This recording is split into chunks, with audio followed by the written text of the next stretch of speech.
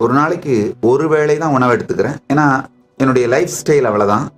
நான் என்னுடைய வாழ்க்கை முறையே அப்படித்தான். பொன்னாங்கண்ணி கீரை மற்றும் கீரை சார்ந்த மற்றும் பழங்கள் இவைகளோடு சேர்ந்த உணவு.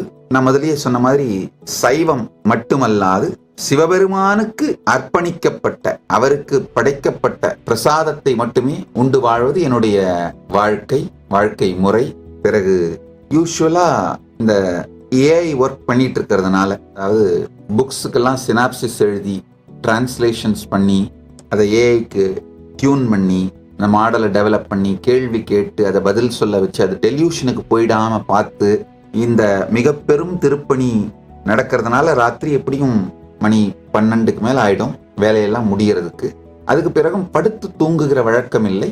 அமர்ந்த நிலையிலேயே சமாதி, சில மணி நேரம் சமாதி. இந்த சமாதியே தான் ஓய்வும் கூட. பிறகு மீண்டும் பிரம்ம முகூர்த்தத்திலே எழுந்து யோகா தியானம். இதுதான் என்னுடைய வாழ்க்கை.